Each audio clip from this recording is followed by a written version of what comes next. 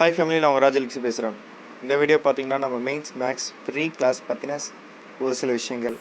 So இப்போ நான் பேசினதுக்கப்புறம் உங்களுக்கு ஃபஸ்ட்டு கிளாஸ் வரும். அந்த ஃபஸ்ட்டு கிளாஸ் எடுத்த ஸ்டாஃப் பார்த்தீங்கன்னா வேலையை விட்டு நின்றுட்டாங்க. அதாவது அவங்களுக்கு உடம்பு சரியில்லை. ஸோ அதனால் இப்போ வந்து வேறு ஸ்டாஃபை செலக்ட் பண்ண போகிறேன். இன்டர்வியூ போயிட்டுருக்கு, சரிங்களா? ஆனால் அதுக்கு முன்னாடி நான் உங்களுக்கு ஒரு விஷயம் சொல்லிட்டேன். இப்போ ஃப்ரீயாக கொடுக்க வேண்டியதானே அப்படி சொல்லிட்டு நிறைய பேர் கேள்வி கேட்குறாங்க. அந்த கேட்குறவங்களாம் பதில் சொல்கிறேன். நான் உங்களுக்கு ஃப்ரீயாக கொடுக்குறேன். 20,000 பேர் இருக்கிறீங்க இந்த குரூப்பில், ஓகேங்களா? எத்தனை பேர் இந்த வீடியோ முழுசாக பார்த்தீங்க? ஃபஸ்ட்டு ஒரு வீடியோ டெமோ வீடியோ போட்டு எத்தனை பேர் முழுசாக பார்த்தீங்க? நான் சீரியஸாக சொல்கிறேங்க, விளையாட்டுக்கெலாம் சொல்ல. இந்த வீடியோ, அதாவது இந்த கிளாஸ் 1 வீடியோ பார்த்தீங்கன்னா எனக்கு வியூஸ் வரணும். வியூஸ்ன்றது எப்படின்னா எனக்கு அந்த வீடியோ முழுசாக பார்க்கணும். அதாவது இது முழுசாக இப்போ யூஸ் ஆகணும். நான் போடுறது சும்மா வேஸ்ட்டாக போயிடக்கூடாது. அதாவது நம்ம வந்து ஒரு அமௌண்ட் செலவு பண்ணி பசங்களுக்கு கொடுக்கணும், அவங்க படிக்கணும் அப்படின்ற ஒரு ஆசையில் தான் நம்ம கொடுக்குறோம். இத்தனை வருஷம் அப்படி தான் ஃப்ரீயாக கொடுத்துட்ருந்தோம், உங்களுக்கே தெரியும், ஓகேங்களா? பட் அதில் ஒரு வேல்யூ இல்லாமல் போகுதுன்னா அதனால தான் நான் பெய்டு கோர்ஸை மாற்றினேன். ஓகே, 10 பேர் படித்தாலும் முழுசாக படிக்கிறாங்களா, அந்த வீடியோ ஃபுல்லாக பார்க்குறாங்களா, அதை எழுதுகிறாங்களா, அதில் ஒரு சந்தோஷத்தில் நான் பார்த்துட்ருக்கேன், ஓகேங்களா? எனக்கு நீங்கள் இந்த மெயின்ஸ் மேக்ஸ் வீடியோ உங்களுக்கு ஃப்ரீயாக வேணும்னு நினச்சிங்கன்னா நான் சீரியஸாக சொல்கிறேங்க, கண்டிப்பாக 5,000 வியூஸ் வச்சு மினிமம் தாண்டணும், ஓகேங்களா? மெயின்ஸ் மேக்ஸ் யாருமே இது வீடியோ போடலைங்க, நல்லா தெரிஞ்சுக்கோங்க. ரொம்ப கம்மி தான், ரொம்ப ரேர் தான். நான் கொடுக்கணும்னு ஆசைப்பட்றேன், ஓகேங்களா? வியூஸ் நல்லா வந்துச்சுன்னா கண்டிப்பாக எல்லோரும் பார்த்தீங்கன்னா அந்த வீடியோ பார்த்துட்டு முழு வீடியோ பார்த்துட்டு ஓகே கீழே கமெண்ட் கொடுங்க. நான் ஃபுல் வீடியோ பார்த்தேன், எனக்கு ரொம்ப யூஸ்ஃபுல்லாக இருந்துச்சு, இல்லை ஏதாச்சும் சொல்லுங்கள், ஓகேங்களா? ஃபுல் வீடியோ பார்த்துட்டு எதாக இருந்தாலும் சொல்லுங்கள், ஓகேவா? இல்லை கண்டினியூ பண்ணலாம், இல்லை வேணாம், இந்த சம்மை வந்து இப்படி சால்வ் பண்ணி பார்த்தேன், வீட்டில் ஹோம்ஒர்க் பண்ணி பார்த்தீங்க, எதாக இருந்தாலும் சொல்லுங்கள், ஓகேங்களா? இது வந்து ஜஸ்ட் ஒரு இன்ட்ராக்ஷனாக இருந்தால் தான் எனக்கு நல்லாயிருக்கும். அதேமாரி மெயின்ஸ் மேக்ஸ் இன்கேஸ் நான் கிளாஸ் இன்னொரு ஸ்டாஃப் செலக்ட் பண்ண போகிறேன், கண்டிப்பாக செலக்ட் பண்ணுறேன். பண்ணதுக்கப்புறம் பார்த்தீங்கன்னா அடுத்த வீடியோ உங்களுக்கு வரணும்னா இதனால் வியூஸ் போகணும். அதேமாரி கீழே கமெண்ட்ஸ்லாம் பார்ப்பேன், ஓகேங்களா? எத்தனை ஸ்டூடெண்ட்ஸ் இருக்கீங்களோ அதுக்கு தகுந்த மாதிரி தான் நான் வந்து ஃப்ரீ கிளாஸ் கொடுப்பேன். இல்லைனா நான் மற்ற எல்லா வீடியோஸும் அப்படியே பெய்டு கோர்ஸு கொடுத்துட்டு நான் என் வேலையை பார்ப்பேன், ஓகேங்களா? இல்லை உங்களுக்கு வேணும், நல்லா பண்ணிப்பீங்க, டைம் வேஸ்ட் பண்ண மாட்டீங்க, அப்படி படிக்கிறீங்கன்னா இல்லை உங்களுக்கு அடுத்தது இப்போ மெயின்ஸ் மேக்ஸ் கிளாஸ் மட்டும் தான் நம்ம ஃப்ரீயாக கொடுக்குறோம், ஓகேங்களா? இல்லை அதுக்கு டெஸ்ட்லாம் வேணும்னு நினச்சிங்கனாக்கா நீங்கள் வந்து நார்மல் பேட்ச் ஜாயின் பண்ணணும், ஓகேங்களா? ஸோ அதுக்கு என்னோடய வாட்ஸ்அப் நம்பர் கீழே கொடுத்துருப்போம், அதில் நீங்கள் வந்து மெசேஜ் பண்ணிக்கலாம், ஓகேவா? என்னடா இப்படி பேசுகிறானே நினைக்காதீங்க, எல்லாமே ஃபேக்ட்டு தான். நிறைய அடிபட்டாச்சு. ஸோ அதனால் உங்கள்கிட்ட ஃப்ராங்காக சொல்கிறேன், இது எந்த யூடியூபர் சொல்லிருக்க மாட்டாங்க, ஏங்க எனக்கு இதான் ரீசனு, இதனால தான் நான் பண்ணல, இதனால தான் இது பண்ணுறேன், இதனால தான் கண்டென்ட்டை கொடுக்குற டாப்பிக்காக போகிறேன், அப்படிலாம் இல்லை. நான் உங்களுக்கு என்ன தேவையோ அதை நான் கொடுக்க ரெடியாக இருக்கேன். பட் நீங்கள் அதுக்கான வேல்யூ கொடுக்குறீங்களா இல்லையா, அதுதான் எனக்கு மேட்ரு. ஒன்றும் இல்லைங்க, நான் சாதாரணமாக கேட்குறேன். உங்களுக்கு ஒரு வாட்ஸ்அப் குரூப் இருக்கும், வாட்ஸ்அப் குரூப்பில் மினிமம் ஒரு 200 பேர் 100 பேர் இருக்க மாட்டாங்களே, ஒரு 50 பேர் இருக்க மாட்டாங்களா? அந்த 50 பேருக்கு இது நல்லா இருக்குன்னு பார்க்க வைக்க முடியாதா? சிம்பிள் லாஜிக்கு, சரிங்களா? நல்லா இருந்தால் ஷேர் பண்ணுங்கள், இல்லைனா பண்ணவே வேணாம், புரியுதுங்களா? உங்களுக்கு வேணும்னா ஷேர் பண்ணுங்கள். அதாவது நாலேஜ் வந்து என்றைக்குமே ஸ்ப்ரெட் பண்ணுறது தான் கிடைக்கும், ஷேரிங் தான், சரிங்களா? ஸோ வாங்க வீடியோக்குள்ளே போகலாம். Hi all, today we are going to discuss about percentage. So percentage அப்படின்னு சொல்லலாம். ஸோ அதோட தமிழாக்கம் என்ன அப்படின்னா சதவீதம், சரிங்களா? ஸோ பர்சன்டேஜ் அப்படின்ற இந்த நேம் வந்து எங்கேருந்து டிரைவ் பண்ணது அப்படின்னு பார்த்தோம் அப்படின்னா லாட்டின் அப்படின்ற ஒரு லாங்குவேஜ்லேருந்து டிரைவ் பண்ணது தான் பர்சன்டேஜ், சரிங்களா? ஸோ லாட்டின் வேர்டில் பர்சன்டேஜ் அப்படின்றது என்னன்னு சொல்லுவாங்க அப்படின்னா பெர் சென்டம் அப்படின்னு சொல்லுவாங்க. ஸோ சென்டம்னா நமக்கு தெரியும், 100 வாங்கிட்டோம் அப்படின்னு சொல்லும் போது சென்டம் அப்படின்னு சொல்லுவோம், ஓகேவா? ஸோ அப்போது நமக்கு தெரிஞ்ச லாங்குவேஜில் நமக்கு சொல்லணும்னா பெர் 100 அப்படின்னு சொல்லலாமா? ஸோ அப்போது நமக்கு என்ன வேல்யூ இருக்குதோ அந்த வேல்யூ வந்து நான் 100க்கு ஈக்குவலைஸாக 100க்கு இவ்வளோ அப்படின்னு நான் சொன்னேன் அப்படின்னா அதை நான் என்னன்னு சொல்லலாம், பர்சன்டேஜ்னு சொல்லலாம், இல்லைன்னா சதவீதம் அப்படின்னு சொல்லலாம். 100க்கு 10% என்ன, 10, 100ல் 10 எவ்வளோ, அப்போ 10%. ஸோ அதுதான் வந்து எனக்கு என்ன அப்படின்னா வந்து பர்சன்டேஜ், சரிங்களா? ஸோ இதில் ப்ராப்ளம்ஸ் பார்க்கலாம். ப்ராப்ளம்ஸ் பார்க்க ஃபஸ்ட்டு வந்து பேசிக்காக சின்ன சின்ன ப்ராப்ளம்ஸ் பார்க்கலாம், அப்புறம் டைப் வைஸ் ப்ராப்ளம்ஸ் பார்க்கலாம், ஓகே? ஸோ ஃபஸ்ட்டு 1/5 அப்படின்றது நம்மளோட ஃப்ராக்ஷன். ஸோ ஃப்ராக்ஷன்னு சொல்லலாம், இல்லைன்னா இதை பின்னம் அப்படின்னு சொல்லலாம், சரிங்களா? ஸோ ஃப்ராக்ஷனை வந்து நம்ம என்ன பண்ணோம் சொல்லியிருக்காங்கன்னா ரைட் 1/5 as percent அப்படின்னு சொல்லுவாங்க, இல்லைன்னா 1/5 வந்துட்டு சதவீதமாக எழுதுக அப்படின்னு சொல்லுவாங்க. ஸோ 1/5 சதவீதமாக எழுதணும் அப்படின்னா 1/5 into 100/100. ஸோ இந்த 100/100ன்றது எதுக்கு அண்டர்ஸ்டுட் அப்படின்னா 100% அப்படின்றதுக்கு அண்டர்ஸ்டுட் தான் வந்து இந்த 100/100 அப்படின்னு சொல்லுவாங்க, சரிங்களா?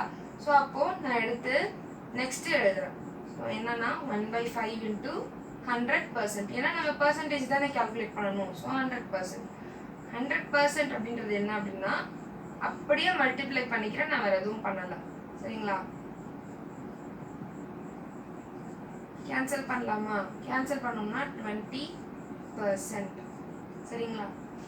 ஸோ இதே இது ஒரு ப்ராப்பரான ஃப்ராக்ஷன். ஸோ ப்ராப்பர் ஃப்ராக்ஷன்னா நமக்கு தெரியும், நியூமரேட்டர் சின்னதாகவும் டினாமினேட்டர் பெருசாகவும் இருக்குது அப்படின்னா அது ப்ராப்பர் ஃப்ராக்ஷன்னு சொல்லுவோம். நியூமரேட்டர் பெருசாகவும் டினாமினேட்டர் சின்னதாகவும் இருக்குது அப்படின்னா அது என்னன்னு சொல்லுவோம், இம்ப்ராப்பர் ஃப்ராக்ஷன் அப்படின்னு சொல்லுவோம். ஸோ இதுதான் நம்மளோட நியூமரேட்டர், இதுதான் நம்மளோட டினாமினேட்டர். சரிங்களா? ஸோ ஒரு ப்ராப்பர் ஃப்ராக்ஷனோட ரிசல்ட் எப்பொழுதுமே 100க்கு உள்ள மட்டும்தான் வரும். சரிங்களா? ஸோ இப்போ இம்ப்ராப்பர் ஃப்ராக்ஷனில் ட்ரை பண்ணி பார்க்கலாம். Improper fraction 6/4. Okay, so 6/4 percentage ஃபார்மில் எழுத சொல்லி கேட்டிருக்காங்க. ஸோ ஸ்ட்ரைட்டாக நம்ம என்ன பண்ணலாம், 6/4 6/4 இன்ட்டு 100%. சரிங்களா? ஸோ 4ம் இதுவும் கேன்சல் ஆகிடுச்சு. கேன்சல் பண்ணோம் அப்படின்னா 25.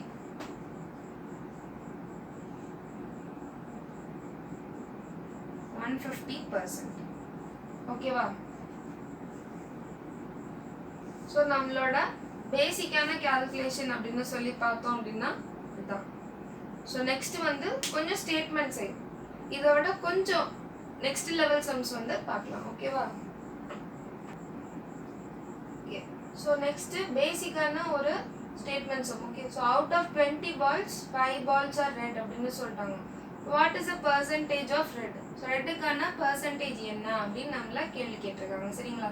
ஸோ நமக்கு ஃபர்ஸ்ட் ஸ்டேட்மெண்ட்டாக எழுதணும் அப்படின்னா டோட்டல் நம்பர் ஆஃப் பால்ஸ் என்ன? டோட்டல் பால்ஸ் நமக்கு 20 balls. சரிங்களா? ஸோ அதில் எத்தனை பால் ரெட்டு? ஸோ ரெட் பால்ஸ் நமக்கு 5. ஸோ இதுக்கான ஃப்ராக்ஷன் ஃபார்மில் நம்ம எழுதிக்கலாமா? பிகாஸ் நம்மக்கிட்ட என்ன கேட்டிருக்காங்கன்னா பர்சன்டேஜ் ஆஃப் ரெட்டு கேட்டிருக்காங்க. அப்போ ரெட்டோட ஃப்ராக்ஷன் என்ன, இந்த டோட்டலில் ரெட்டு எத்தனை பங்கு இருக்குது அப்படின்றத நம்ம ஃப்ராக்ஷன் ஃபார்மில் எழுதணும். Okay, so 5/20. இது ரெடியூஸ் பண்ணலாமா? 5 டேபிளில் ரெடியூஸ் பண்ணோம்னா 1/4. இது நான் பர்சன்டேஜ் ஃபார்மில் மாற்றுறேன் அப்படின்னா இன்ட்டு 100%. ஓகே, ஸோ 4 கேன்சல் பண்ணோம்னா 25. நமக்கு ஆன்சர் என்ன? 25%. சரிங்களா? ஸோ இதே சம தமிழில் கேட்டால் எப்படி கேட்பாங்க அப்படின்னா, ஸோ இதுக்கு முன்னாடி நம்ம பார்த்தா அதே கொஸ்டின் ஸோ தமிழில். ஓகே, ஸோ மொத்தம் உள்ள 20 பந்துகளில் 5 பந்துகள் சிவப்பு எனில் சிவப்பின் சதவீதம் என்ன? இதுதான் நமக்கு கொடுத்துருக்க கேள்வி. என்ன சொல்லிட்டாங்க, ஒரு இடத்துல 20 பந்து இருக்குன்னு சொல்லிட்டாங்க. அந்த 20 பந்துல 5 பந்து பார்த்தோம் அப்படின்னா சிவப்பு அப்படின்னு சொல்லிட்டாங்க. ஸோ இந்த சிவப்பு பந்து இருக்கிறதுக்கான மொத்த சதவீதம் என்ன அப்படின்றத நம்மள்ட்ட கேள்வியா கேட்டிருக்காங்க. சரிங்களா? இதுக்கு விட எழுதணும் அப்படின்னா மொத்த பந்து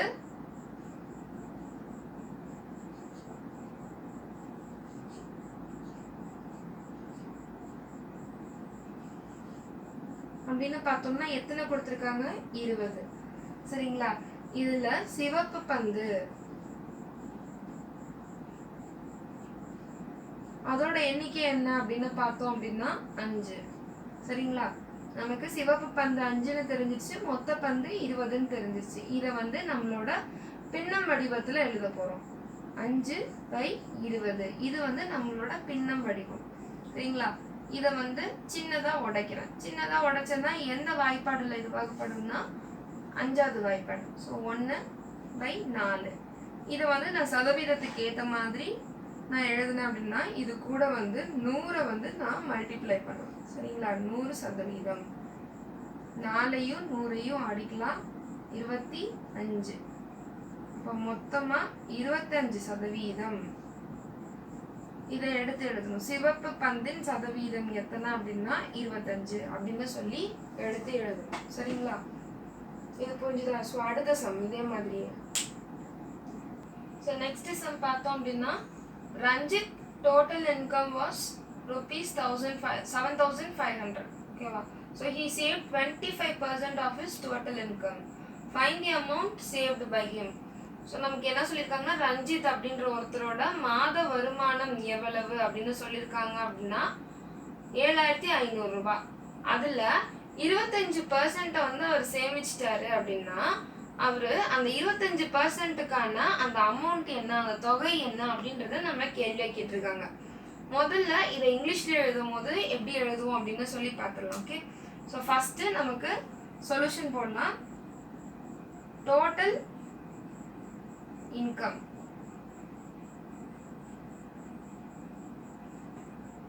டோட்டல் இன்கம் எவ்வளோன்னு சொல்லிட்டாங்க, ₹7,500. சரிங்களா? ஸோ இதில் அவர் எவ்வளோ சேவ் பண்ணியிருக்காரு, 25% சேவ் பண்ணியிருக்காரு. ஸோ 25%ன்றது அவரோட சேவிங்ஸ். 25% அப்படின்றத நம்ம எப்படி எழுதலாம் அப்படின்னா 25/100. இந்த பர்சன்டேஜ் சிம்பிளை எடுத்துட்டோம் அப்படின்னா 25/100 அப்படின்னு எழுதலாம். சரிங்களா? இந்த 25/100 எதுல சேவ் பண்ணியிருக்காரு, 7500 ரூபாயில அவர் சேவ் பண்ணியிருக்காரு. சரிங்களா? 7500 ரூபாயில அவர் எவ்வளோ சேவ் பண்ணியிருக்காரு, 25%. கேன்சல் பண்ணோம் அப்படின்னா 1875 ரூபாய். அப்போ 7500 ரூபாயில 25% என்ன, 1875 ரூபாய். சரிங்களா?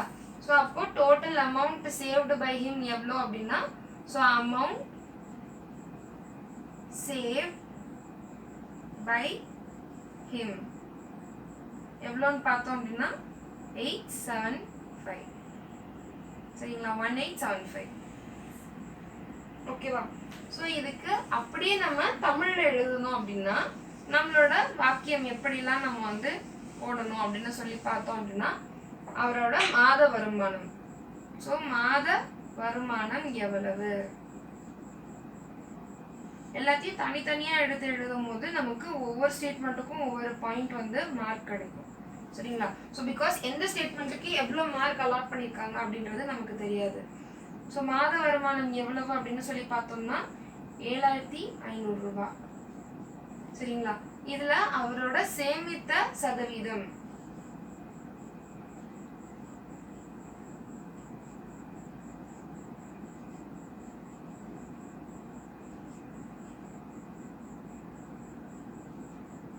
25%. சரிங்களா? 25% நம்ம எப்படி எழுதலாம்னா 25/100. சரிங்களா? இந்த 25/100 தான் நம்ம என்ன பண்றோம், என்ன தொகை அப்படின்னு கண்டுபிடிக்கிறதுக்கு யூஸ் பண்றோம். இந்த 25% வந்து எதுல அப்படின்னா இந்த மொத்த வருமானத்துல இன்டு நம்மளோட மொத்த வருமானம்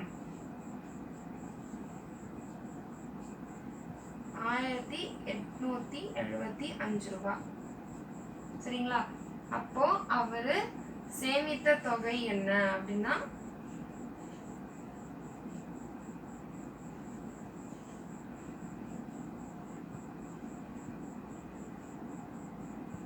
1875. சரிங்களா? புரிஞ்சுதா? ஸோ ஒவ்வொரு கொஸ்டின் கேட்கும் போதும் அதை ஒவ்வொரு ஸ்டேட்மெண்ட்ல எடுத்து நம்ம எழுதும் போது நமக்கு பாயிண்ட்ஸ் எக்ஸ்ட்ராவாக இருக்கும். அதுவும் இல்லாமல் வந்துட்டு சம்ஸ் எல்லாமே வந்து நமக்கு பெரிய பெரிய சம்மெல்லாம் கொடுக்க மாட்டாங்க எக்ஸாமில். So normal 10th standard level அப்படின்றதுனால ரொம்ப சின்ன சம்ஸ் தான் கொடுப்பாங்க. அது வந்து ஒவ்வொரு ஸ்டேட்மெண்ட்டையும் எடுத்து எழுதணும், ஒவ்வொன்றையும் வந்து எக்ஸ்பிளைன் பண்ணி கேன்சல் பண்ணி காட்டும் போது நமக்கு அது கொஞ்சம் எலாபரேட்டிவாக தெரியும். ஓகேவா?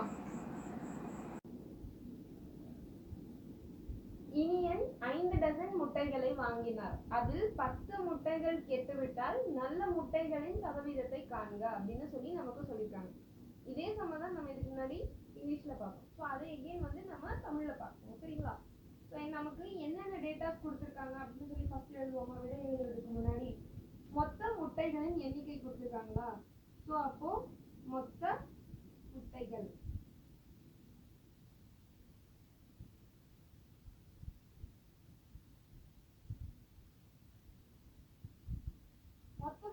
எத்தனை, 5 டஜன் அப்படின்னு சொல்லிட்டாங்க. நமக்கு டஜன் அப்படின்னா அதோட மொத்த எண்ணிக்கை தெரியும். ஒரு டஜன்னா அதுல 12 நம்பர் இருக்கும், 12 எண்ணிக்கை கொண்ட பொருள் இருக்கும் அப்படின்னு. ஸோ அப்போ 5 டஜன் அப்படின்னா 5 இன்ட்டு 12.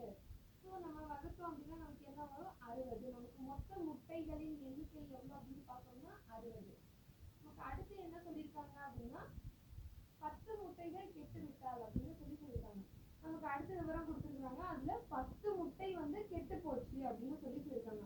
அப்ப கெட்ட முட்டை எத்தனை அப்படின்னா 10. நமக்கு கெட்டு போன முட்டையோட எண்ணிக்கையும் தெரிஞ்சு போச்சு, மொத்த முட்டையோட எண்ணிக்கையும் தெரிஞ்சு போச்சு. சரிங்களா? அப்போ நல்ல முட்டையோட எண்ணிக்கை என்னன்னு கண்டுபிடிச்சிடலாமா? 60 மைனஸ் 10 50. சரிங்களா? இது அப்படியே நமக்கு அடுத்து என்ன கேட்டிருக்காங்க அப்படின்னா நல்ல முட்டைகளின் சதவீதத்தை காண்க. அப்ப நல்ல முட்டை எத்தனைன்னு பார்த்துட்டோம் 50. இதுக்கான சதவீதம் கண்டுபிடிக்கணும்னா நம்ம முதல்ல என்ன செய்யணும்னு ஏற்கனவே பார்த்துருக்கோம்னா இதோட பின்னம் வந்து பின்னத்தோட விதியை எழுதணும் அப்படின்னு சொல்லியிருக்கோம். 50 டிவைடட் பை 60. நம்ம இந்த பின்னம் கதியில் எழுதும் போது என்ன எழுதணும், நமக்கு என்ன கேட்டிருக்காங்களோ அதை மேலே எழுதுவோம், மொத்த எண்ணிக்கையை வந்து கீழே எழுதுவோம். சரிங்களா? ஸோ மொத்த எண்ணிக்கை வந்து கீழே எழுதுவோம், நமக்கு என்ன கேட்டிருக்காங்களோ அதை மேலே எழுதுவோம். இதில் வந்து நான் 10ஆல் அடித்தேன் அப்படின்னா வந்து 0 வந்து எனக்கு கேன்சல் ஆகும். 5/6 5/6 அப்படின்னு சொல்லுவோம். எனக்கு பின்னம் விதியில வந்து இதை விட சின்னதா உடைக்கவே முடியாது. அதனால நான் என்ன பண்றேன் அப்படின்னா நான் இதை சதவீதத்துக்கு மாத்துறேன். 100%. அப்படியே 5 வந்து 100ஆல வகுத்துக்கிறேன். 500/6%. சரிங்களா? ஸோ இத்தனை சதவீதம் அப்படின்னு சொல்லிட்டாங்க. இந்த சதவீதத்தை வந்து இதுக்கு மேலே நம்ம என்ன பண்ணுவோம் அப்படின்னா டிவைட் பண்ண வேண்டியது. 500 6 அப்படின்னு 48 2 18 2 புள்ளி வச்சு 0 மறுபடியும் 3 18 மறுபடியும் 2 மறுபடியும் 3 3 போயிட்டே இருக்கும். அப்ப இதுக்கான சதவீதம் என்ன 83.33%. மொத்த சதவீதம் என்னன்னு சொல்லிட்டாங்க அப்படின்னா நல்ல முட்டை நமக்கு கிடைக்கிறதுக்கான மொத்த சதவீதம் வந்து 83.33%.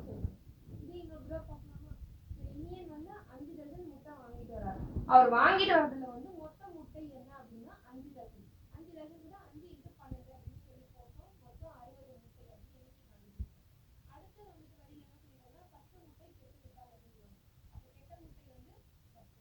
அப்போ நம்ம நெக்ஸ்ட் என்ன கொடுத்துருக்காங்க நல்ல முட்டைகளையும் முதல் வச்சுருக்காங்க. அப்போ நல்ல முட்டை வந்து நமக்கு தெரிஞ்சே ஆகணும் கண்டிப்பாக. அதனால நல்ல முட்டை கண்டுபிடிக்கிறதுக்கு மொத்த எண்ணிக்கையில் வந்து கெட்டு போன முட்டை வந்து நான் சப்ராக்ட் பண்ணால் நமக்கு என்ன வந்துச்சு அப்படின்னா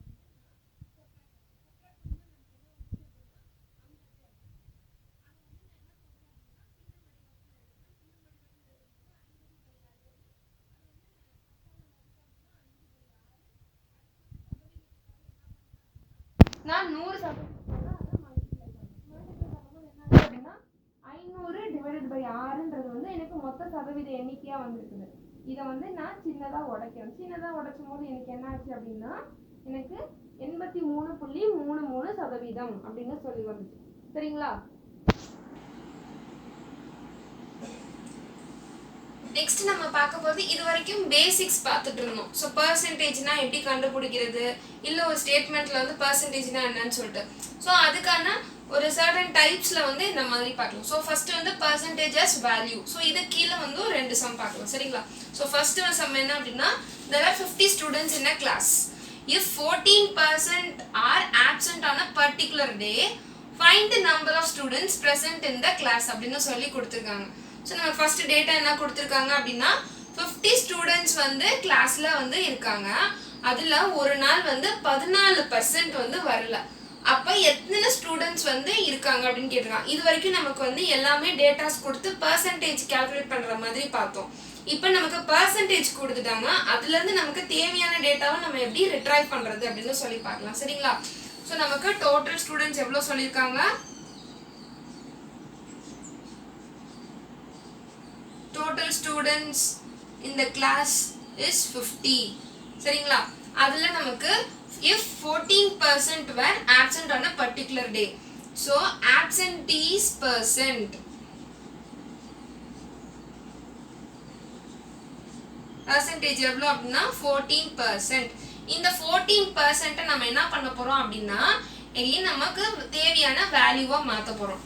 நம்ம ஏற்கனவே சொல்லியிருக்கோம் பர்சன்ட் அப்படின்னாலே வந்துட்டு 100 divided by 100 அப்படின்றதுக்கான வேல்யூ அப்படின்னு சொல்லியிருக்கோமா. ஸோ 14 divided by 100 அப்படின்றது தான் வந்து 14%. ஸோ ஒன்று 14% அப்படின்னு சொல்லலாம், இல்லைன்னா 14 divided by 100ன்னு சொல்லலாமா. நம்ம என்ன பண்ண போறோம், ஆப்சன்டீஸ் எவ்வளோ அப்படின்னு சொல்லி கண்டுபிடிக்க போறோம். இத்தனை பர்சன்ட் நமக்கு டோட்டல் வேல்யூ என்ன 50. ஸோ 50ஆல மல்டிப்ளை பண்ண போறோம். மல்டிப்ளை பண்ணோம்னா என்ன ஆகும், 0 0 கேன்சல், 1 2 times 7. ஸோ அப்போ 7 members வந்து absent. Okay, so find the number of students present in the class அப்படின்னு கேட்டிருக்காங்க. அப்படின்னா நமக்கு நம்பர் ஆப்சென்ட்னு பார்த்துட்டோமா. அடுத்து நமக்கு கொஸ்டின் என்ன கொடுத்துருக்காங்கன்னா நம்பர் present எத்தனை அப்படின்னு சொல்லி கேட்டிருக்காங்க. So number present is equal to நம்மளோட டோட்டல் மைனஸ் ஆப்சென்டீஸ். வேல்யூ என்ன 43. அப்போ 43 ஸ்டூடெண்ட்ஸ் வந்து நமக்கு present. சரிங்களா. இதுக்கு முன்னாடி நம்ம எப்படி பார்த்தோம் அப்படின்னா நமக்கு வேல்யூஸா கொடுப்பாங்க. ஸோ 7 இது அப்படியே நம்ம கன்வெர்ட் பண்ணி பார்க்கலாமா. 7 பேர் 50 பேர்ல வந்து 7 பேர் ஆப்சென்ட் இன்டூ 100 கேன்சல் பண்ணோம்னா 2. ஸோ 14% வந்துச்சா. சரிங்களா. நமக்கு வந்து இது மாதிரி இது வரைக்கும் கால்குலேட் பண்ணிட்டு இருந்தோம். நமக்கு இப்ப என்ன கொஸ்டின்ல கொடுத்துருக்கனா இந்த 14% நமக்கு கொஸ்டின்ல அவங்களே கொடுத்துட்டாங்க. நம்மள்ட்ட என்ன கேக்குறாங்கன்னா இதை கண்டுபிடிக்க சொல்லியிருக்காங்க. அவ்வளவுதான் நம்மளோட வேலை. நம்ம என்ன பண்ணிருக்கோம் அப்படின்னா வந்து 14 divided by 100 into 50. ஸோ பர்சன்டேஜை வந்து ஃபர்ஸ்ட் பர்சன்டேஜ் ஃபார்ம்ல எழுதுறோம், 14 by 100ன்னு எழுதுறோம், இன்டூ டோட்டல் நம்பர். ஸோ இதுல மாதிரி எழுதும் போது என்ன செய்யணும்னா டோட்டல் நம்பரால மல்டிப்ளை பண்ணும்போது நமக்கு எத்தனை பேர் அப்படின்றது கிடைச்சிடும். சரிங்களா. ஸோ அதுக்கு அடுத்து நமக்கு ஆப்சென்டீஸ் கிடைச்சிட்டாங்க, டோட்டல் ஸ்டூடெண்ட்ஸ் கிடைச்சிட்டாங்க. ஸோ 50 - 7 பண்ணோம்னா 43 நம்மளோட நம்பர் பிரசன்ட் என்ன அப்படின்றது நம்மளோட ஆன்சர். புரிஞ்சுதா. நம்ம இதுக்கு முன்னாடி பார்த்தா அதே கொஸ்டினை இப்ப தமிழ்ல பார்க்கறோம். ஓகே, ஸோ ஒரு வகுப்பில் 50 மாணவர்கள் உள்ளனர். ஒரு குறிப்பிட்ட நாளில் 14% பேர் வருகை புரியவில்லை எனில் வருகை புரிந்த மாணவர்களின் எண்ணிக்கையை கண்டறியவும் அப்படின்னு நமக்கு கேள்வி கேட்டிருக்காங்க. ஓகே, நமக்கு மொத்தமா எத்தனை மாணவர்கள் வந்து அந்த வகுப்புல படிக்கிறாங்க அப்படின்னு சொல்லியிருக்காங்க அப்படின்னா 50 பேர். ஓகேவா. அதுல வந்து 14% பேர் மட்டும் ஒரு நாள்ல வரவே இல்லை வகுப்புக்கு. அப்போ மொத்தம் எத்தனை பேர் வகுப்புக்கு வந்திருக்காங்க, பாடத்தை வந்து கவனிச்சாங்க அப்படின்றது தான் நமக்கு கேள்வி கேட்டிருக்காங்க. சரிங்களா. நமக்கு கொடுத்துருக்கிறதுக்கு நம்ம இருக்கிற எல்லா டேட்டாவையும் எழுதிக்குவோம். சரிங்களா. ஃபர்ஸ்ட் என்ன சொல்லியிருக்காங்க அப்படின்னா மாணவர்களின் எண்ணிக்கை எத்தனை அப்படின்னா வந்து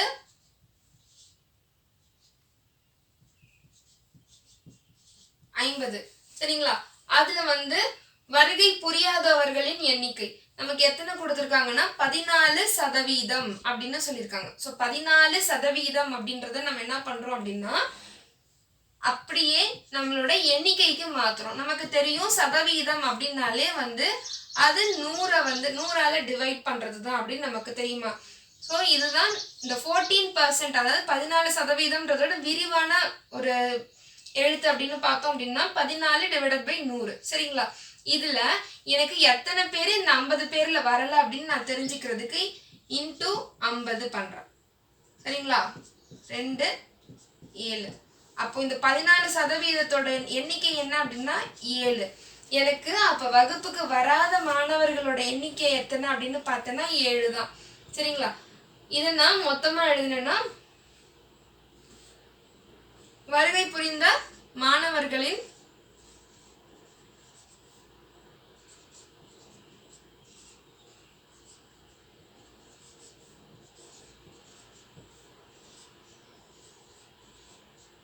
எண்ணிக்கை எவ்வளோ அப்படின்னா 50 - 7 பண்ணோம்னா 43. அப்போ எனக்கு வகுப்புக்கு வந்தவங்களோட எண்ணிக்கை அந்த குறிப்பிட்ட தினத்துல அன்னைக்கு வந்தவங்களோட எண்ணிக்கை எத்தனை அப்படின்னு பார்த்தேன்னா 43. மொத்த மாணவர்கள் 50, அதில் எனக்கு எத்தனை பேர் வரலன்னு சொல்லியிருக்காங்கன்னா 14% பேர் வரலன்னு சொல்லியிருக்காங்க. அந்த 14% பேர் இந்த 50ல் எத்தனை பேர் அப்படின்றது தான் வந்து நம்மளோட கேள்வி. நம்ம என்ன பண்ணியிருக்கோம் அப்படின்னா அதுக்கு தான் இதை பண்ணியிருக்கோம். 14% அப்படின்றத வந்து இதை எழுதியிருக்கோம். இதே 14%க்கு பதிலாக 7% இல்லை 7% இல்லை 8% எப்படி கொடுத்துருந்தாலும் சரி, 7% கொடுத்துருந்தாங்கன்னா 7/100, 8% கொடுத்தா 8/100, இல்லை 10னா 10/100. சரிங்களா? எத்தனை சதவீதம்னு கொடுத்துருக்காங்களோ அந்த சதவீதத்துக்கு ஏற்றா போல என்ன பண்ணுவோம் அப்படின்னா டிவைடட் பை 100 நம்ம போட்டுட்டே வந்துடும். சரிங்களா? நம்ம என்ன பண்ணியிருக்கோம் அப்படின்னா நம்ம அதுக்கப்புறம் ஒவ்வொன்றா வகுத்து நமக்கு விடை என்ன வந்துச்சுன்னா 7 வந்துச்சு. ஸோ அப்போ வருகை புரியாதோர் எண்ணிக்கை வந்து நமக்கு 7 அப்படின்னு சொல்லி கிடச்சிருக்கு.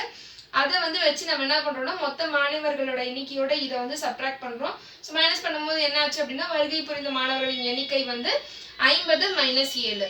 ஸோ அதோட மொத்த விடை என்ன நமக்கு கிடைச்சிது அப்படின்னு பார்த்தோம் அப்படின்னா 43 அப்படின்றது நமக்கு விடையாக கிடைச்சிருக்கு. சரிங்களா? ஓகே.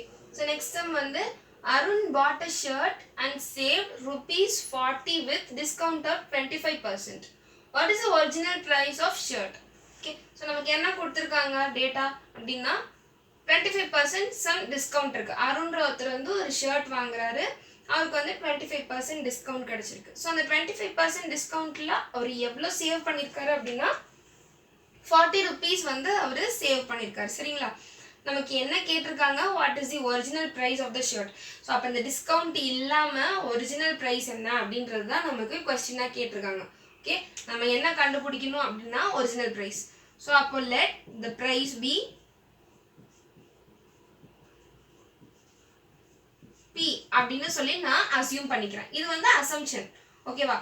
நமக்கு 25% அப்படின்னு சொல்லியிருக்காங்கல்ல.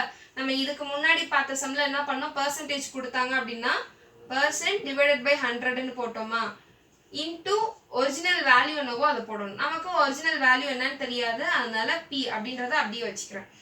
அதனால அவருக்கு எவ்வளோ சேவ் பண்ணியிருக்காரு, ₹40 அவருக்கு மிச்சம் பண்ணியிருக்காரு. சரிங்களா? அப்போ எனக்கு இந்த மொத்த ப்ரைஸில் 25% தான் எனக்கு இந்த ₹40. அப்போ நான் இதை அப்படியே வந்து ஈக்குவேஷன் ஃபார்மில் எழுதிக்கிறேன்னா, ஸோ அப்போ P இஸ் ஈக்குவல் டு நமக்கு நார்மலாக தெரிஞ்ச மல்டிப்ளிகேஷன் தான் 40 × 100 டிவைடட் பை 25. ஸோ 25 and 100 வந்து கேன்சல் பண்ணோம்னா 4 டைம்ஸ், ஸோ ₹160. அப்போ ஷர்ட்டோட ஒரிஜினல் மதிப்பு என்ன அப்படின்னு பார்த்தோம் அப்படின்னா ₹160. ஓகேவா? ஸோ ரொம்ப சிம்பிளான சம் இது. ஸோ ஃபர்ஸ்ட் என்ன சொல்லியிருக்காங்கன்னா அருண்ன்ற ஒருத்தர் வந்து ஒரு ஷர்ட் வாங்கியிருக்காரு. அவர் வந்து ஷர்ட் வாங்கினதுல அவருக்கு வந்து கடைக்கு போகணும்னா ஒரு 25% டிஸ்கவுண்ட் கொடுத்துட்டாங்க. அந்த 25% டிஸ்கவுண்ட்னால அவருக்கு என்ன ஆச்சு அப்படின்னா ₹40 சேவ் பண்ணியிருக்காரு. ஸோ ₹40 சேவ் பண்ணிட்டாரு. ஆனால் அவர் வந்து அந்த சட்டையை என்ன விலைக்கு வந்து டோட்டலாக சொன்னாங்க அப்படின்றது வந்து நமக்கு தெரியவே இல்லை. ஸோ அப்படின்னா என்ன பண்ணியிருக்கோம் அப்படின்னா வந்து நமக்கு ஒரிஜினல் ப்ரைஸ் வந்து கேல்குலேட் பண்ண சொல்லியிருக்காங்க. ஸோ ப்ரைஸ்ன்ற வேல்யூ எனக்கு நமக்கு என்னன்றதே நம்ம கண்டுபிடிக்க போகிறோன்றதுனால அதுக்கு பி அப்படின்னு சொல்லி அசியூம் பண்ணி ஒரு வேரியபிள் ஃபிக்ஸ் பண்ணிட்டோம். சரிங்களா? அடுத்து 25/100 அப்படின்னு எதுக்கு போட்டோம் அப்படின்னா இந்த டிஸ்கவுண்டோட வேல்யூ. ஸோ இந்த டிஸ்கவுண்ட் வந்து நமக்கு ₹40 ஈக்குவல்னு சொல்லிட்டாங்க. அதுதான் இங்கே வந்து நம்ம ஈக்குவேட் பண்ணியிருக்கோம். சரிங்களா? 25% வந்து அதாவது நம்மளோட டோட்டல் ப்ரைஸில் 25% ₹40 அப்படின்றத நம்ம ஈக்குவேட் பண்ணியிருக்கோம். ஸோ ஈக்குவேட் பண்ணி நம்ம சால்வ் பண்ணோம்னா நமக்கு சட்டையோட ஒரிஜினல் விலை கிடைச்சிடும் ₹160. சரிங்களா? இதே சம அப்படியே தமிழில் ட்ரை பண்ணுவோம். சரிங்களா? அருண் 25% தள்ளுபடியுடன் ஒரு சட்டை வாங்கி ₹40 சேமித்தார் எனில் சட்டையின் அசல் விலை என்ன? இதுதான் நம்மளோட கேள்வி. சரிங்களா? அருண்ன்ற ஒருத்தர் கடைக்கு போறாரு, அவர் ஒரு சட்டை வாங்குறாரு. அந்த சட்டையில வந்து அவருக்கு 25% தள்ளுபடி விலை சொல்றாங்க. ஸோ தள்ளுபடி விலையினால அவருக்கு என்ன ஆச்சுன்னா ₹40 அவர் சேமிச்சிட்டார். அப்போ அந்த சட்டையோட அசல் விலை என்ன அப்படின்னு சொல்லி கேட்டிருக்காங்க. ஓகே, நம்ம வந்து இதுக்கான விடை எழுதலாமா? அசல் விலை என்ன அப்படின்னா அசலை வந்துட்டு நம்ம ஒரு வேரியபிள் பி அப்படின்னு சொல்லி நம்ம வச்சுக்கிறோம். இது வந்து நம்மளோட கற்பனை தான். ஓகே,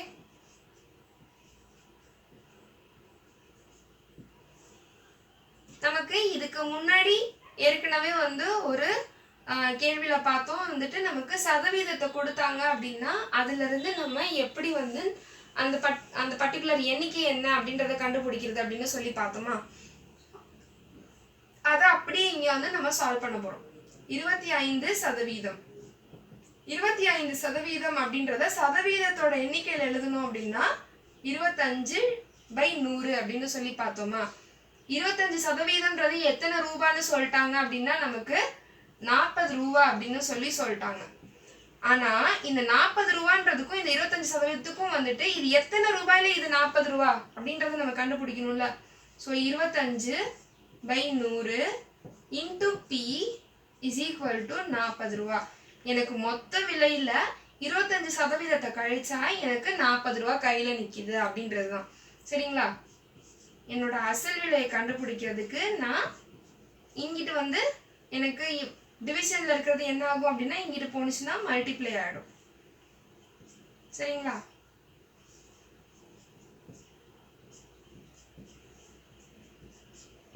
$160. நமக்கு சட்டையோட அசல் விலை என்ன கிடைச்சிருக்கு அப்படின்னா 160 அப்படின்றது கிடைச்சிருக்கு. சரிங்களா? புரிஞ்சுதா? அடுத்த கேள்வி பார்க்கலாமா? ஸோ இது வந்து நெக்ஸ்ட் டைப். சரிங்களா? ஸோ பர்சன்டேஜ்ல வந்து ஃபர்ஸ்ட் டைப் பார்த்தோம். ஸோ இதுக்கு முன்னாடி நம்ம பார்த்தோம் பர்சன்டேஜை வந்துட்டு பர்சன்டேஜ் அஸ் வேல்யூ அப்படின்னு சொல்லி பார்த்தோமா. ஸோ அதோட மதிப்பை வச்சு அதை எப்படி கால்குலேட் பண்ணுறதுன்னு பார்த்தோம். ஸோ நெக்ஸ்ட் வந்துட்டு டைப் 2. ஸோ டைப் 2ல என்ன பார்ப்போம் அப்படின்னா பர்சன்டேஜ் அஸ் ரேஷியோ. ஸோ ரேஷியோவை வச்சு பர்சன்டேஜ் எப்படி கால்குலேட் பண்ணலாம், இல்லை percentage to ratio, ratio to percentage, அதை சொல்கிறது தான் வந்து ரேஷியோ மெத்தடு. ஓகேவா? ஸோ ஃபர்ஸ்ட் அதில் சம் பார்க்கலாம். A family cleans a house by dividing the work in the ratio 1:2:3. Express each portion of work as percentage அப்படின்னு சொல்லி கொடுத்துருக்காங்க. ஸோ நமக்கு என்ன வந்து இதில் ஒரே ஒரு டேட்டா கொடுத்துருக்குறாங்க அப்படின்னா வந்து இந்த ரேஷியோ அப்படின்னு சொல்லிட்டாங்க. ஒரு ஃபேமிலியில் வந்து கிளீனிங் ஒர்க் நடக்குது. ஸோ அந்த கிளீனிங் ஒர்க்கில் அவங்க எப்படி க்ளீன் பண்ணுறாங்க அப்படின்னு சொல்லி நமக்கு சொல்லியிருக்காங்கன்னா 1:2:3ன்னு சொல்லிட்டாங்க. ஸோ அது எல்லாத்தையும் க்ளீன் பண்ணுறதுக்கு நமக்கு பர்சன்டேஜ் என்ன, ஒவ்வொருத்தவங்களும் என்னென்ன பர்சன்டேஜில் ஒர்க் பண்ணியிருக்காங்க அப்படின்றது தான் நமக்கு கேள்வியாக கேட்டிருக்காங்க. சரிங்களா? ஸோ இந்த மாதிரி ரேஷியோ சம்ஸில் நம்ம கேட்கும்போது ஃபர்ஸ்ட் எடுத்தோன்னே என்ன பண்ணணும் அப்படின்னா டோட்டல் பார்ட்ஸ் என்ன அப்படின்றத ஃபர்ஸ்ட் கால்குலேட் பண்ணிக்கணும். ஓகே? ஸோ நம்ம ஃபர்ஸ்ட் என்ன பண்ணுறோம் அப்படின்னா total number of parts. So total number of parts என்ன அப்படின்னு பார்த்தோம் அப்படின்னா நமக்கு இந்த ரேஷியோவில் என்ன கொடுத்துருக்காங்களோ, ஸோ இந்த சம்மன் இல்லை எந்த சம்லையுமே ரேஷியோ நமக்கு என்ன கொடுத்துருக்காங்களோ அந்த ரேஷியோட வேல்யூஸ் எல்லாத்தையும் ஃபுல்லாக ஆட் பண்ணுறது தான் வந்து நமக்கு டோட்டல் பார்ட்ஸ். சரிங்களா? ஸோ 1 + 2 + 3 வந்து 6. நம்மளோட டோட்டல் பார்ட்ஸ் என்ன அப்படின்னா 6. சரிங்களா? ஸோ இதில் நெக்ஸ்ட் நம்ம என்ன பார்க்கணும் அப்படின்னா நமக்கு என்ன கேட்டிருக்குன்னா each portion of work as percentage. So அப்போ ஒவ்வொரு போர்ஷன் ஆஃப் ஒர்க் அப்படின்னு சொல்லிட்டாங்க. அப்போ இந்த ஒர்க்கை வந்து நம்ம எப்படி டிவைட் பண்ணிக்கணும் அப்படின்னா ஒவ்வொரு போர்ஷனா. Okay? So work is divided as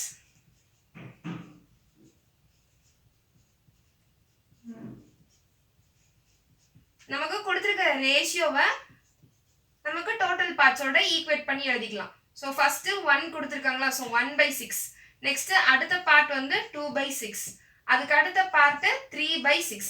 சரிங்களா? ஸோ நமக்கு ஒர்க் வந்து அப்போ இந்த ரேஷியோல தான், சரி இந்த ஃப்ராக்ஷன்ல தான் வந்து நமக்கு கொடுத்துருக்காங்க. ஓகே? ஸோ இதில் வந்து ஒவ்வொருத்தவங்களுக்கும் எத்தனை % அப்படின்னு தான் நம்ம கண்டுபிடிக்க போகிறோம். சரிங்களா? எப்பொழுதுமே நம்ம வந்து ஃபர்ஸ்ட் சம்லேருந்து பார்த்துட்டு இருக்கோம், ஃப்ராக்ஷன்லேருந்து தான் நம்ம வந்து பர்சன்டேஜ் கண்டுபிடிப்போம். ஸோ நமக்கு ரேஷியோ கொடுத்துருக்காங்க, ரேஷியோ வச்சு டோட்டல் பார்ட்ஸ் வச்சு நம்ம ஃப்ராக்ஷன் ஃபார்ம் கொண்டு வந்துட்டோம். அந்த ஃப்ராக்ஷன் ஃபார்ம்லேருந்து நம்ம பர்சன்டேஜ் கண்டுபிடிக்க போகிறோம். இதுக்கு போகிறோம் நமக்கு எல்லாருக்கும் தெரிஞ்ச மெத்தட் தான். ஸோ 1/6 போர்ஷன் பர்சன்டேஜ் என்ன அப்படின்னு பார்த்தோம் அப்படின்னா 1/6 × 100%. கரெக்டுங்களா? எப்பொழுதும் இதான பண்ணுறோம் நம்ம. ஸோ 1/6 × 100% அப்படின்னா நமக்கு 100/6 நமக்கு என்ன ஆன்சர் வரும் 16 2/3%. சரிங்களா? நெக்ஸ்ட் வந்து 2/6 போர்ஷன் வேல்யூ என்ன. ஸோ 2/6 வந்து நம்ம என்ன பண்ணலாம், ஃபர்தராக ரெடியூஸ் பண்ணிக்கலாமா. ஃபர்தராக ரெடியூஸ் பண்ணோம்னா 1/3. So 100% divided by 3 33 1/3%. சரிங்களா? ஸோ இது புரிஞ்சதுல டோட்டல் பார்ட்ஸ்ல என்ன பண்ணியிருக்கோம், ஒர்க் டிவைடட் வந்துட்டு நம்ம ரேஷியோக்கு ஏற்ற மாதிரி 1/6 2/6 3/6 நம்ம வந்து ஃப்ராக்ஷன் பார்ட்ல எழுதிட்டு ஸோ ஃப்ராக்ஷன்ல இருந்து நம்ம கண்டுபிடிச்சிட்டு இருக்கோம். சரிங்களா? ஸோ இப்போ வரைக்கும் 1/6க்கு கண்டுபிடிச்சிட்டோம், 2/6 கண்டுபிடிச்சிட்டோம். இனிமேல் 3/6 போடணுமா.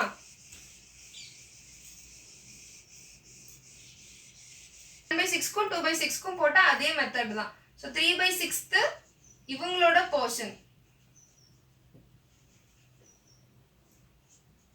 நான் பர்சன்ட்ல கண்டுபிடிச்சேன் அப்படின்னா இன்டூ 100%. சரிங்களா? ஸோ 3யும் 6ம் வந்து 3 டேபிளில் கேன்சல் ஆகுமா? 1/2. 1/2 இன்டூ 100. again 2 table 50.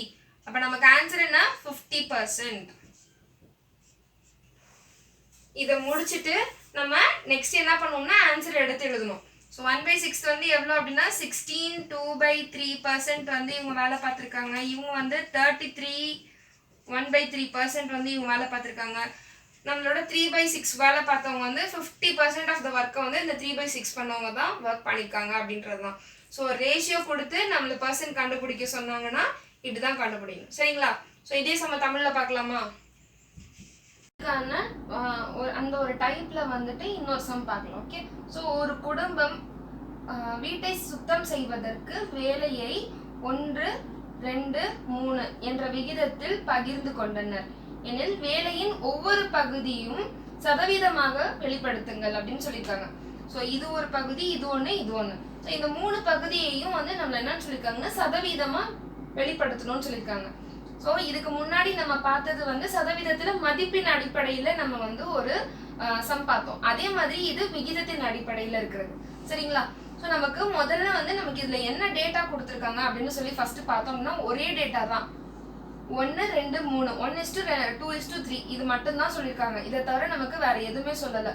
ஸோ அப்படின்னும் போது நம்ம முதல்ல வந்து என்ன செய்வோம் அப்படின்னா வந்துட்டு இந்த மாதிரி ரேஷியோவில் இந்த மாதிரி விகிதத்தில் நமக்கு என்ன மாதிரி சம் கொடுத்துருந்தாலும் சரி முதல்ல அதோட மொத்த பகுதிகளின் எண்ணிக்கையை வந்து கண்டுபிடிக்கிறோம். சரிங்களா? ஸோ மொத்த பகுதிகளின் எண்ணிக்கை எத்தனை அப்படின்னு பார்த்தோம் அப்படின்னா எல்லாத்தையுமே கூட்டல் பண்ணும். ஸோ 1 கூட்டல் 2 கூட்டல் 3 எவ்வளோ அப்படின்னு பார்த்தோம்னா 6. நமக்கு மொத்த பகுதிகளின் எண்ணிக்கை எவ்வளோ அப்படின்னு பார்த்தோம்னா 6. சரிங்களா?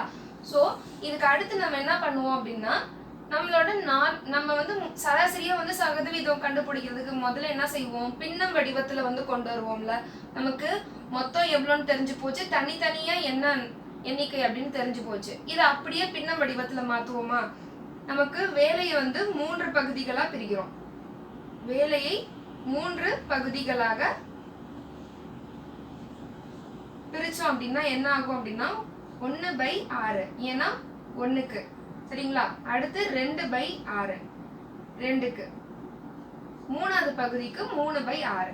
சரிங்களா? இப்போ முதல் பகுதிக்கு நம்ம கணக்கீடு செஞ்சோம் அப்படின்னா நமக்கு பின்னம் கிடைச்சிருச்சு. இதுக்கான சதவீதம் கண்டுபிடிக்கணும்னா 1/6 இன்ட்டு 100%.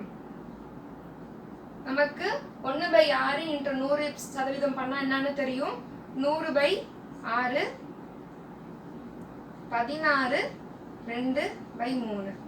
இது ஒன்றும் இல்லை, 100ஆல 6 பண்றது. 1 6 4 6 36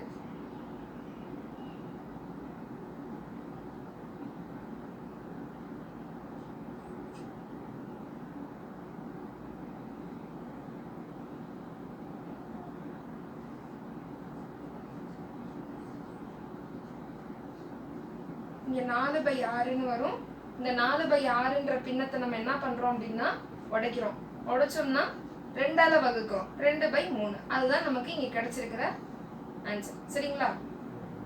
அடுத்து 2/6. ஸோ இந்த 2/6 அதே வேல்யூ தான் பண்றோம். 2/6 இன்ட்டு 100%. இதை வந்து 2ஆலே வகுத்துடலாமா? ஸோ 1/3 இன்ட்டு 100% எவ்வளோ அப்படின்னு சொல்லி பார்த்தோம் அப்படின்னா 100/3. இங்க நம்ம செஞ்ச இதே முறையில இங்கேயும் நம்ம வந்து கால்குலேட் பண்ணோம் அப்படின்னா 33 1/3 அப்படின்னு நமக்கு பதில் கிடைக்கும். சரிங்களா? நெக்ஸ்ட் இதை வந்து நம்ம சின்னதா உடைக்கலாமா? 3 6. ஸோ மூணாவது வாய்ப்பாடுகளை வந்து இதை வந்து உடைக்கலாமா? 1/2ன்னு வந்துருங்களா? 1/2 இன்ட்டு 100%. இதுக்கான சதவீத வழி 50. அப்போ மூணாவதாக இருக்கிறவங்க 50%.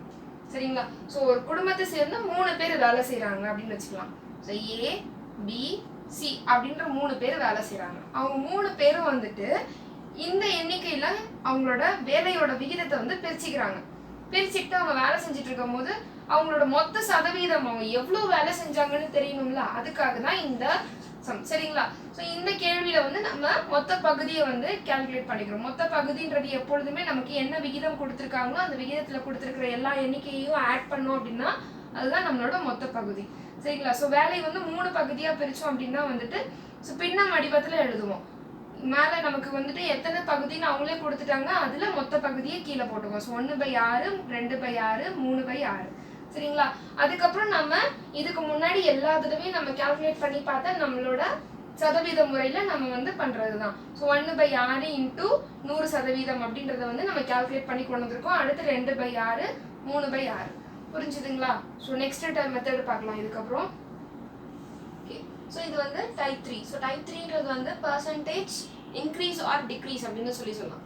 ஸோ ஒரு பர்சன்டேஜ் வந்து ஒரு ப்ரைஸ் ஆர் இல்லை வந்துட்டு ஒரு சர்டன் நம்பர் வந்து இன்க்ரீஸ் ஆகும்போது அதில் பர்சன்டேஜ் எப்படி இருக்கும், இல்லை அதை டிக்ரீஸ் பண்ணும்போது அதோட பர்சன்டேஜ் எப்படி இருக்கும்னு சொல்கிறேன்.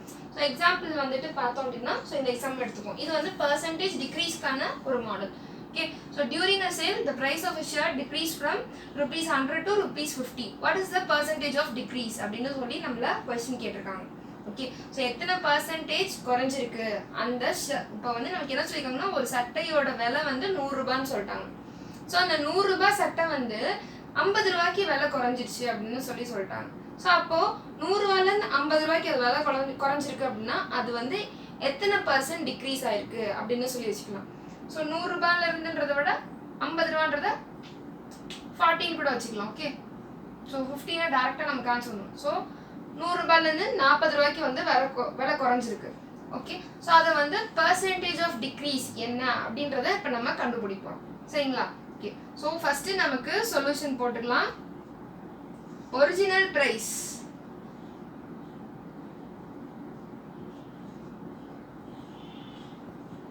ஒரிஜினல் பிரைஸ் என்ன, நமக்கு ₹100 இந்த சட்டை தான் ₹40 வித்துருக்காங்க. சரிங்களா? அப்போ ₹100 சட்டையோட விலை ₹100. சரிங்களா? ஸோ நெக்ஸ்ட் வந்து என்ன அப்படின்னா நமக்கு எவ்வளோ அமௌண்ட் வந்து டிக்ரீஸ் ஆயிருக்கா இல்லை இன்க்ரீஸ் ஆயிருக்கா அப்படின்றது வந்து ஒரு பேசிக்கான ஃபார்முலா வச்சுக்கலாம். ஓகே, ஸோ அதுக்கு அமௌண்ட் டிக்ரீஸ் இல்லைன்னா அமௌண்ட் ஆஃப் சேஞ்ச் என்ன அப்படின்னு பார்த்தோம் அப்படின்னா ₹100ன்றது ₹40 ஆயிருக்கு. ஸோ அப்போ சப்ராக்ட் பண்ணோம்னா ₹60ன்றது நம்மளோட டிஃப்ரென்ஸ் வேல்யூ. சரிங்களா? ஸோ இப்போ பர்சன்டேஜ் இன்க்ரீஸ் ஆர் டிக்ரீஸ் நமக்கு என்ன கேட்டிருக்காங்களோ அதை போட்டுக்க வேண்டியதுதான். So percentage decrease is equal to நம்மளோட amount change divided by total amount. சரிங்களா? ஸோ அமௌண்ட் சேஞ்ச் என்ன நமக்கு இன்டூ 100. சாரி, இதுதான் நம்மளோட ஃபார்முலா. ஓகே, ஸோ இந்த ஸ்டாண்டர்டான ஃபார்முலாவை எப்பொழுதுமே வந்து ஞாபகம் வச்சுக்கோங்க. நமக்கு பர்சன்டேஜ் இன்க்ரீஸ் ஆர் டிக்ரீஸ்லேருந்து கொஸ்டின் கேட்டாங்க அப்படின்னாலே தான். ஸோ பர்சன்டேஜ் இன்க்ரீஸ்னா இங்கே பர்சன்டேஜ் இன்க்ரீஸ் வரும், டிக்ரீஸ்னா டிக்ரீஸ் வரும். வேறஸ் இது வந்து நமக்கு ஸ்டேபிளாக இருக்கிறதா amount change divided by total amount into 100. சரிங்களா? ஸோ அமௌண்ட் சேஞ்ச் எவ்வளோன்னு கண்டுபிடிச்சிட்டோம் 60. டோட்டல் அமௌண்ட் எவ்வளோ 100. ஸோ ₹100 தான் விலை குறைஞ்சிருக்கு இன்டூ 100. சரிங்களா?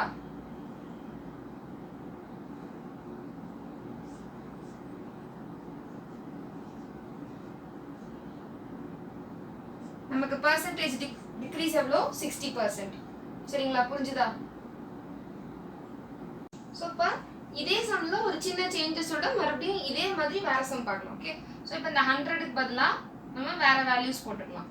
ஃபார் எக்ஸாம்பிள் 18 வச்சுக்கிறேன். ஸோ இப்போ எனக்கு ஒரிஜினல் வேற ப்ரைஸ் என்ன, எனக்கு 80யா?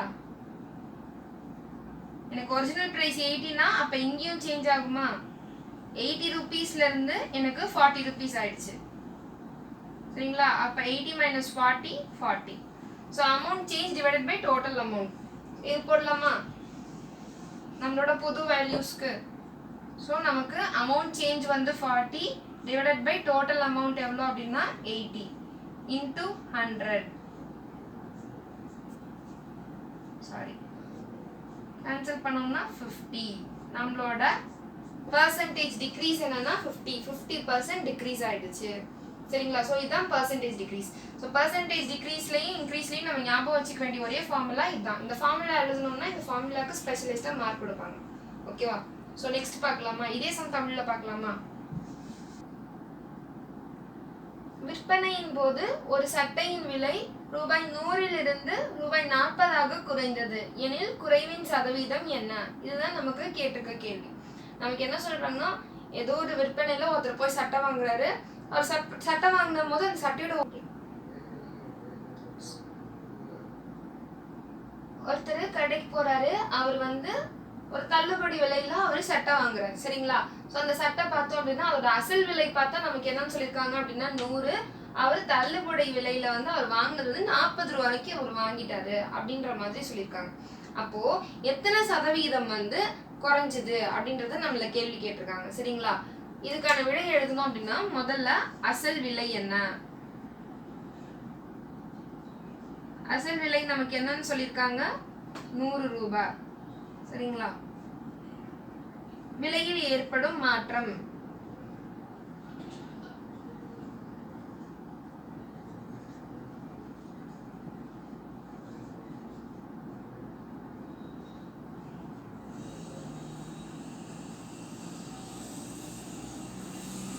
விலையில் ஏற்படும் மாற்றம் என்ன அப்படின்னு பார்த்தோம்னா 100 ரூபாயிலிருந்து நமக்கு 40 ரூபாவா இருக்கா? அப்ப இது ரெண்டையும் சப்ட்ராக்ட் பண்ணிக்கிறோம். 60 ரூபாய். 60 ரூபாய் நமக்கு மாற்றம் ஏற்பட்டிருக்கு அப்படின்னு சொல்லலாம். சரிங்களா? அப்ப குறைக்கப்பட்ட சதவீதம் நமக்கு என்ன அப்படின்னா குறைக்கப்பட்ட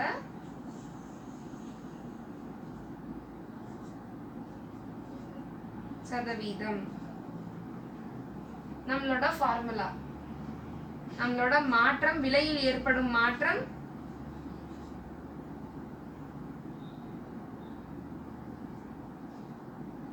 நம்மளோட அசல் விலை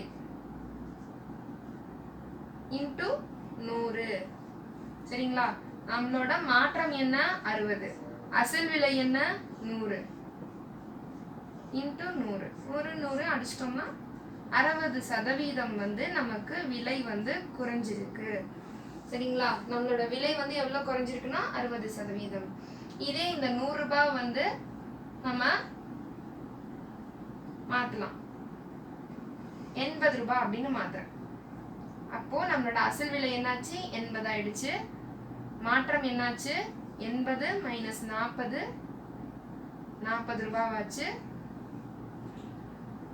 இங்கேயும் நம்மளோட மாற்றம் ஏற்படுமா 40 80.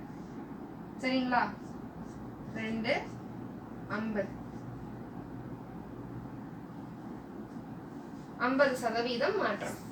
சரிங்களா? இந்த சம் எப்படி கேட்டாலுமே சரி நமக்கு அசல் விலை என்னன்னு ஃபர்ஸ்ட் கண்டுபிடிச்சுக்கோங்க. நம்ம கொடுத்துருவாங்க. அடுத்து விலையில் ஏற்படும் மாற்றம் என்னன்றதை முதல்ல கண்டுபிடிப்போம்.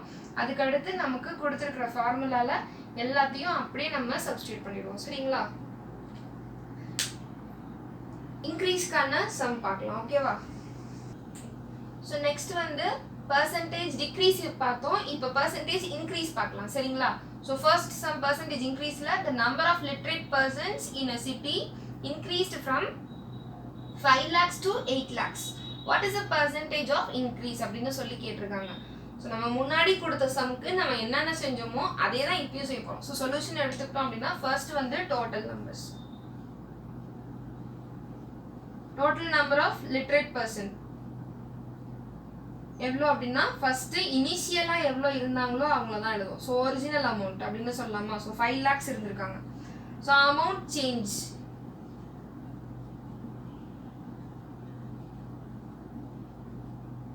$8 lakhs ஆயிருக்காங்க 5 lakhsல இருந்து. ஸோ 3 lakhs எக்ஸ்ட்ராவா இன்க்ரீஸ் ஆயிருக்காங்க. சரிங்களா? நம்மளோட ஃபார்முலால இப்போ சப்ஸ்டியூட் பண்ணலாமா? ஸோ நம்மளோட formula percentage increase is equal to amount change divided by total or original. சரிங்களா? original value. So 3 தான் நம்மளோட change. original எவ்வளோ 5. இன்டூ 100. சரிங்களா?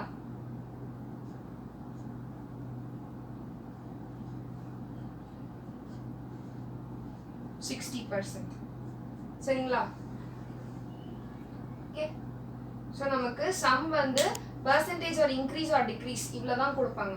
ஸோ ஹையஸ்ட்டாக வந்து பர்சன்டேஜ் இன்க்ரீஸ் ஆர் டிக்ரீஸில் இதை கொடுக்கும்போது நமக்கு 5 lakhsலேருந்து 8 lakhs ஆயிருக்காங்க அப்படின்னு சொல்கிறாங்க. ஸோ நம்மளோட ஒரிஜினல் என்ன 5 lakhs, அமௌண்ட் சேஞ்சுக்கு 8 lakhs ஆனது. ஸோ 8 - 5 3 நம்மளோட ஃபார்முலாவில் சப்ஸ்டியூட் பண்ணிட்டோம், அவ்வளோதான். சரிங்களா? ஸோ இதே மாதிரி நெக்ஸ்ட் இதே சம தமிழில் பார்க்கலாம். ஓகேவா? நம்ம இதுக்கு முன்னாடி பார்த்த சம், ஸோ அதே தான் இது, அதோட தமிழ் தான். ஓகேவா? ஸோ சதவீதம் அதிகரிப்புக்கான மாடல் இது. ஓகேங்களா? ஒரு நகரத்தில் கல்வி அறிவு பெற்றவர்களின் எண்ணிக்கை 5 லட்சத்திலிருந்து 8 லட்சமாக அதிகரித்தது எனில் அதிகரிப்பின் சதவீதம் என்ன அப்படின்னு சொல்லி நம்மள கேட்டிருக்காங்க. ஒரு ஊர்ல வந்து 5 லட்சம் பேர் தான் வந்து கல்வி அறிவு பெற்றவங்க இருக்காங்க. அவங்க வந்து 5 வருஷத்துல என்ன ஆச்சுன்னா அந்த 5 லட்சம் பேருன்ற அந்த எண்ணிக்கை வந்து 8 லட்சம் ஆயிடுச்சு. ஸோ அப்போ எத்தனை பர்சன்டேஜ் வந்து எத்தனை சதவீதம் வந்து அங்க கல்வி அறிவு பெற்றவர்களின் எண்ணிக்கை வந்து அதிகமாயிருக்கு அப்படின்றத நம்மள கேள்வியா கேட்டிருக்காங்க. சரிங்களா? இதுக்கான விடை எழுதுவோமா? தொடக்கத்தில்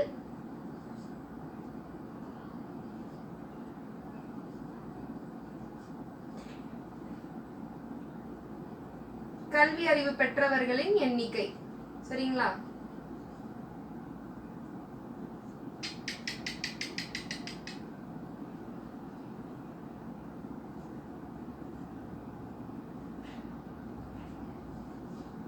எவ்வளோன்னு பார்த்தோம் அப்படின்னா 5 லட்சம்.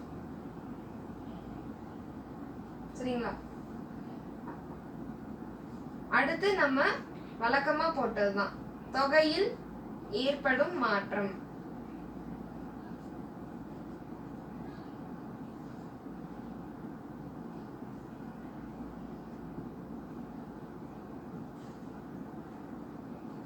எட்டு லட்சம் பேர் ஆயிட்டாங்களா? 8 - 5 3. சரிங்களா? இத நம்மளோட சதவீதம் அதிகரிப்புல வந்து நம்ம சப்ஸ்டிட்யூட் பண்ண போறோம்.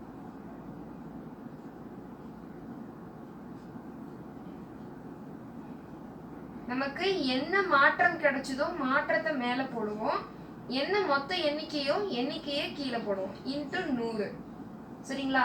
இது வந்து குறைப்புக்கு வந்து நம்ம சொன்னோம்ல, அதே ஃபார்முலா தான், அதுல எந்த சேஞ்சஸும் கிடையாது. அதே தான் இங்கேயும் சப்ஸ்டிட்யூட் பண்ணுவோம். சரிங்களா? 5யும் 100யும் அடிக்கலாமா? 20. 3 × 20 60. 60% பேர் வந்து கல்வி அறிவு பெற்றவர்களா ஆயிட்டாங்க. ஸோ 5 வருஷத்துல வந்து 60% பேருக்கு கல்வி அறிவு கிடைச்சிச்சு அப்படின்றது. ஓகேவா? ஸோ நமக்கு பர்சன்டேஜ் அப்படின்னு எடுத்துக்கிட்டோம் அப்படின்னா வந்துட்டு ஸோ மேக்ஸிமமாக வந்து இத்தனை டைப்ஸில் தான் நமக்கு சம் வரும். இதுக்கப்புறம் வந்து எக்ஸ்ட்ராவாக எடுத்துக்கிட்டோம் அப்படின்னா ப்ராஃபிட் அண்ட் லாஸ் பேசிஸில் வந்துட்டு நமக்கு சம்ஸ் வரும். ஸோ ப்ராஃபிட் அண்ட் லாஸ் பேஸில் வர்றது வந்து நம்ம ப்ராஃபிட் அண்ட் லாஸ் சாப்டரோட நம்ம சேர்த்து பார்க்கலாம். சரிங்களா? ஸோ இதோட சேர்த்து பார்த்தோம் அப்படின்னா அந்த ஃபார்முலாஸும் இந்த ஃபார்முலாஸும் நமக்கு லைட்டாக கன்ஃபியூசிங்காக இருக்கும். இதில் வந்து நமக்கு எது ரொம்ப இம்பார்ட்டன்ட் அப்படின்னா நம்மளோட இந்த ஃபார்முலா வந்து இம்பார்ட்டன்ட். சரிங்களா? ஸோ நமக்கு இது வரைக்கும் ஃபார்முலாவே பார்த்துருக்க மாட்டோம், இது ஒன்றில் மட்டும்தான் பார்த்துருப்போம். ஸோ பர்சன்டேஜ் இன்க்ரீஸ் ஆர் டிக்ரீஸ்க்கு இருக்கிற ஃபார்முலா வந்து amount change divided by total amount into 100. சரிங்களா? ஓகே. ஸோ நம்மளோட பர்சன்டேஜ் சாப்டர் வந்து இதோட மேக்ஸிமம் கம்ப்ளீட் ஆயிடுச்சு.